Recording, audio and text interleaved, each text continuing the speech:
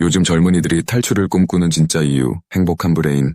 요즘 젊은이들이 탈출을 꿈꾸는 진짜 이유.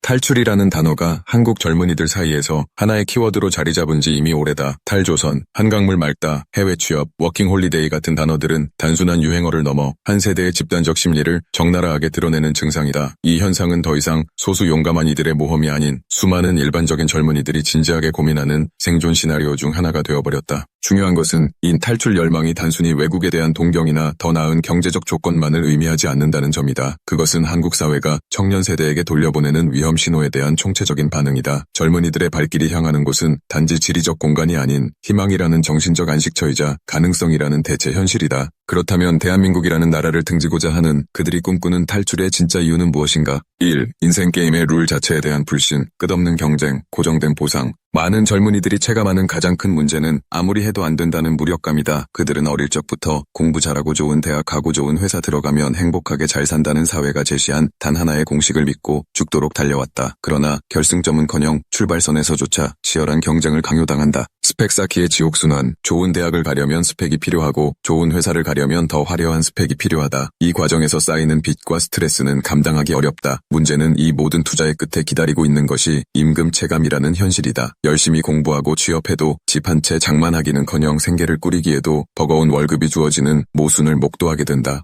노후력 신화의 붕괴. 기성세대가 목청 높여 외치는 노후력은 이제 통하지 않는 주문이 되어버렸다. 부모 세대가 경험한 노력 대비 성과의 공식이 더 이상 유효하지 않다는 것을 그들은 뼈저리게 느낀다. 노력해도 보장되지 않는 미래 앞에서 노력 자체의 의미가 사라지고 있다. 이들은 게임의 룰이 공정하지 않으며 보상이 더 이상 의미 없다고 판단한다. 따라서 그들이 선택할 수 있는 최선의 수는 다른 게임판을 찾아 떠나는 탈출이다. 이 삶의 질이라는 사치품, 쉼없는 생산성과 문화적 피로감. 젊은이들이 꿈꾸는 탈출은 단순히 돈 더 버는 것이 아니다. 오히려 삶의 질이라는 한국에서는 사치품처럼 느껴지는 것을 되찾기 위한 몸부림이다.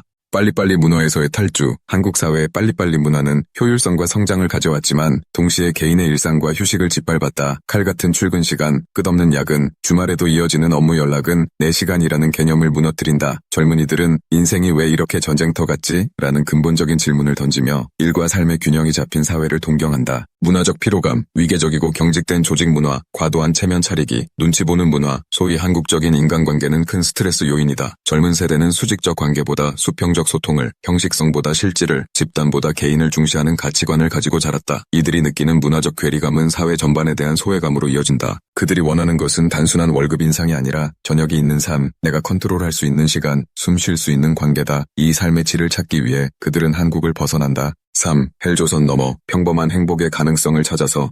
헬조선이라는 신조어는 단순한 자조를 넘어 이 세대가 느끼는 체계적 절망을 상징한다. 이들은 한국 사회가 평범하게 살기에조차 가혹한 환경이라고 판단한다. 주거 불안정, 전세와 월세의 악순환, 폭등한 집값은 내 집 마련이라는 평범한 꿈을 좌초시켰다. 집 한 채를 마련하기 위해 평생을 빚에 시달려야 하는 현실은 미래에 대한 희망을 꺾어버린다. 사회적 안전망의 부재, 실패에 대한 두려움이 크다. 한국 사회는 실패한 이들을 다시 끌어올리는 안전망이 약하다. 한번 주저앉으면 다시 일어서기 어렵다는 인식은 도전을 망설이게 만들고 이는 곧 사회 전체의 유연성을 떨어뜨리는 악순환으로 이어진다. 닫힌 기회의 문, 사회 경제적 지위가 대물림되는 도래지 현상이 심화되면서 자신의 노력만으로는 계층을 이동하기 힘들다는 체감이 확산되고 있다. 누가 누구 자식이냐가 중요해지는 사회에서 평범한 가정의 젊은이들은 출발선에서부터 낙오감을 느낀다. 이들에게 탈출이란 헬조선이라는 닫힌 공간에서 벗어나 평범한 노력으로 평범한 행복을 누릴 수 있는 새로운 터전을 찾는 일이다. 4. 디지털 시대, 대체 가능한 현실의 등장. 과거에는 탈출이 막연한 꿈에 불과했다. 하지만 디지털 네이티브인 이 세대에게 세계는 훨씬 가깝고 접근 가능하다. 정보의 민주화, 인터넷과 SNS를 통해 해외 생활의 실질적인 정보를 쉽게 얻을 수 있다. 선배들의 성공적 혹은 실패한 탈출기가 공유되며